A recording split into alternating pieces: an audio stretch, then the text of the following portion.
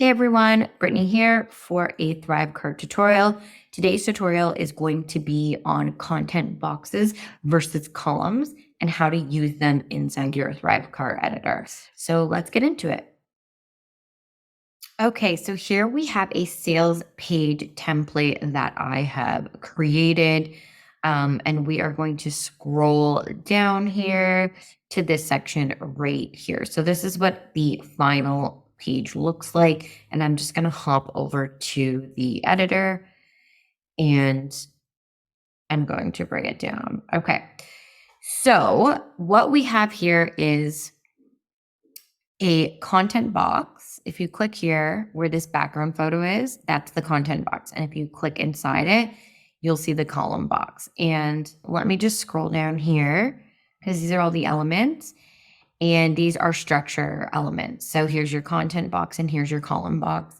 And I use these quite frequently when I am designing pages because it's great for formatting. So I have a column here.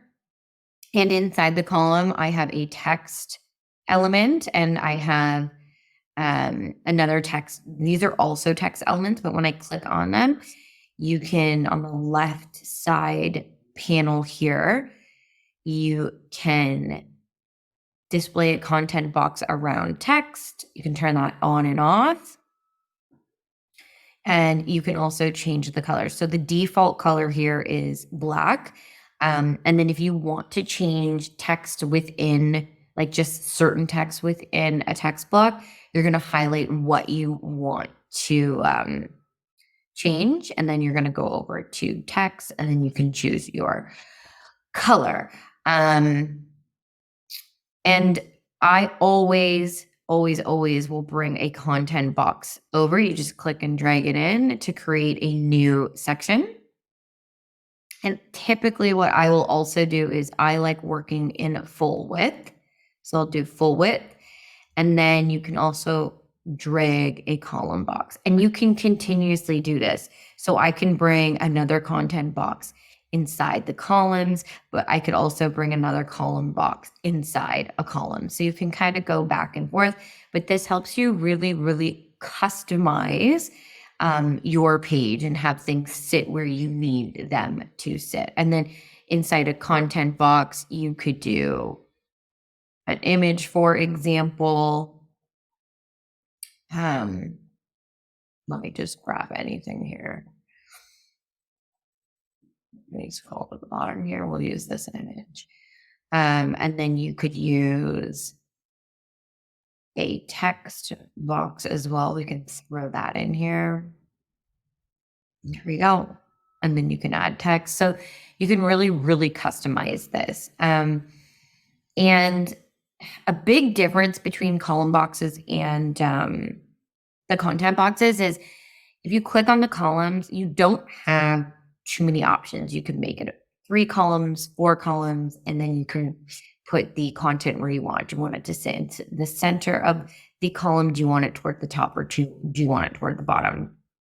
So with the content box, you have a lot more options. So in this content box, I actually use a background image. So when you are designing a template or a page, it's going to, like the default is going to be background image off. So you just have to click this on. You can select your image.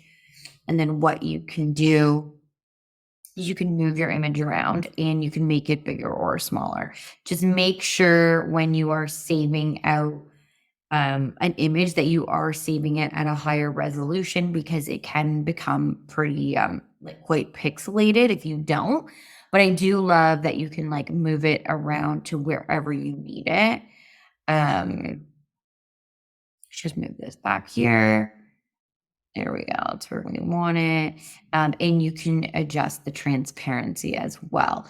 So this is a little bit different than an image. So just make sure that you remember that you put a background image in the content box because you might go to click it to change out the image and you're not seeing anything pop up. It's because you have to change it out on the left-hand panel versus, let me just drag in an image here.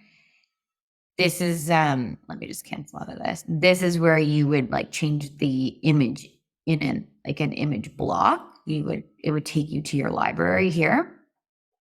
You scroll down here.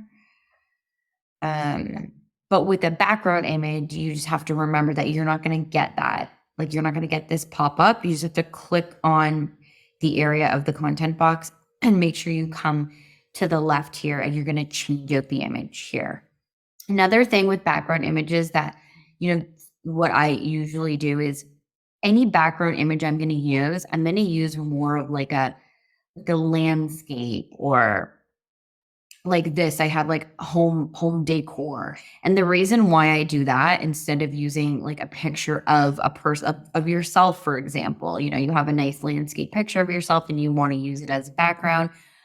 I would advise against that just because when this gets cropped down for mobile, it will get cut off. So you want to use a background image that when it does get cropped down for mobile, that it's still going to look okay. Like it's going to look okay if part of the chair gets cropped out or if it just grabs this, gradient type section here. So I always just try and keep my background photos as something simple. Whereas if it gets cropped down for mobile, it's not going to be a big deal and your copy is still going to show over top of like the image itself, because you don't want your text to be over top of like your face, for example. Thanks so much for watching. That concludes this tutorial. If you have any questions at all about background images, columns, or content boxes, please comment down below and I'll definitely answer your questions.